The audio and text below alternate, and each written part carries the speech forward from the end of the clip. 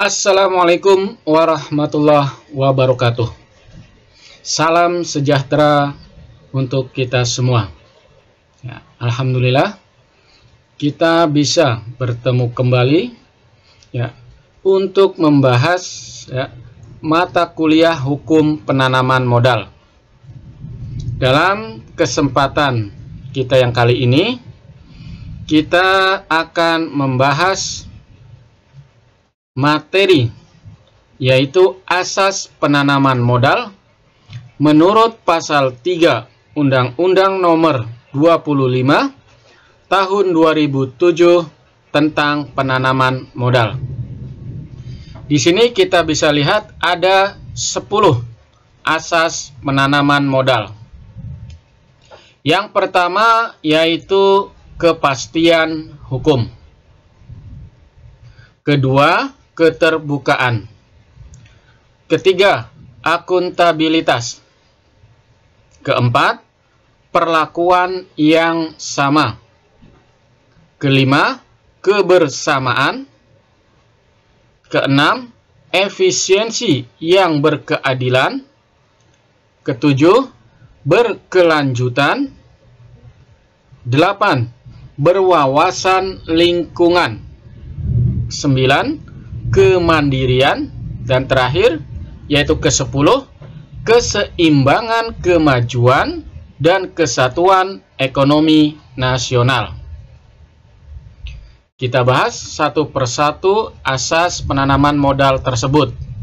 Kita mulai dari asas kepastian hukum.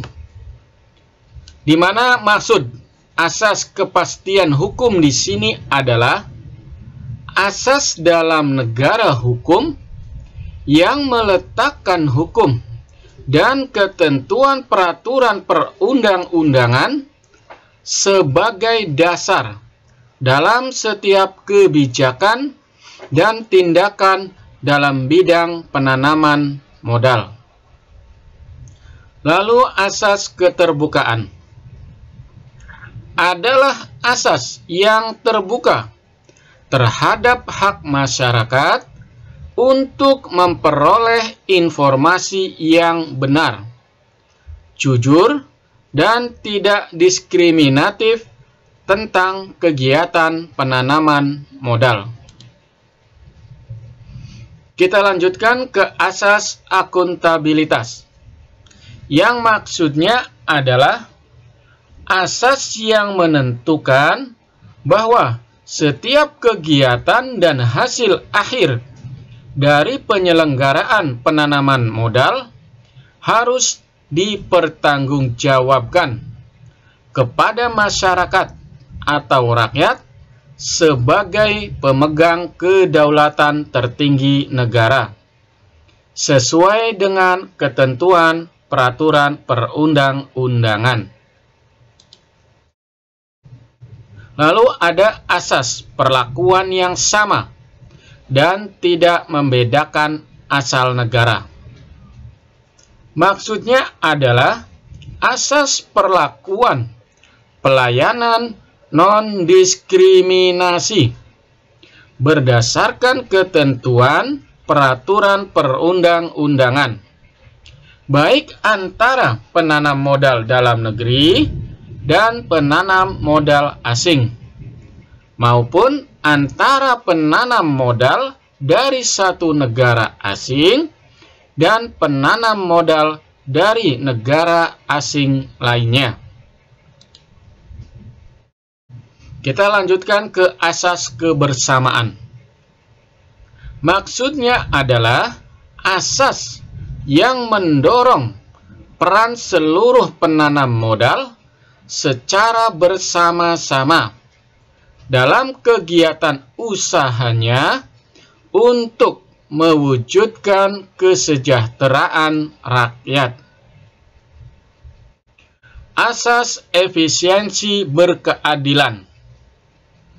Maksudnya adalah asas yang mendasari pelaksanaan penanaman modal dengan mengedepankan efisiensi berkeadilan dalam usaha untuk mewujudkan iklim usaha yang adil, kondusif, dan berdaya saing. Lalu ada asas berkelanjutan, di mana asas ini pengertiannya adalah asas yang secara terencana mengupayakan berjalannya proses pembangunan melalui penanaman modal untuk menjamin kesejahteraan dan kemajuan dalam segala aspek kehidupan, baik untuk masa kini maupun yang akan datang. Selanjutnya, asas berwawasan lingkungan adalah asas penanaman modal yang dilakukan dengan tetap memperhatikan dan mengutamakan perlindungan dan pemeliharaan lingkungan hidup. Asas kemandirian adalah asas penanaman modal yang dilakukan dengan tetap mengedepankan potensi bangsa dan negara dengan tidak menutup diri pada masuknya modal asing demi terwujudnya pertumbuhan ekonomi. Asas keseimbangan, kemajuan, dan kesatuan ekonomi nasional. Maksudnya adalah asas yang berupaya menjaga keseimbangan, kemajuan ekonomi wilayah dalam kesatuan ekonomi nasional.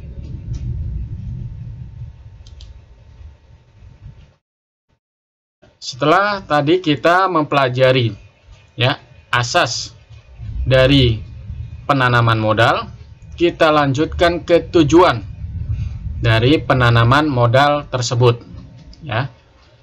Tujuan penanaman modal yang pertama yaitu meningkatkan pertumbuhan ekonomi nasional. Yang kedua, menciptakan lapangan kerja. Ketiga, meningkatkan pembangunan ekonomi berkelanjutan. Keempat, meningkatkan kemampuan daya saing dunia usaha nasional. Kelima, meningkatkan kapasitas dan kemampuan teknologi nasional. Keenam, mendorong pembangunan ekonomi kerakyatan.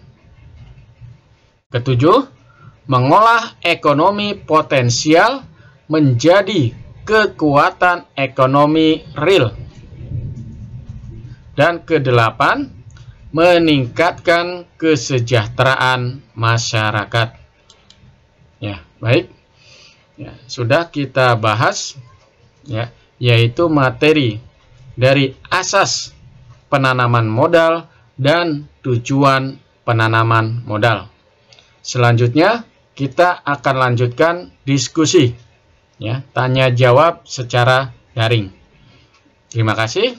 Assalamualaikum warahmatullahi wabarakatuh.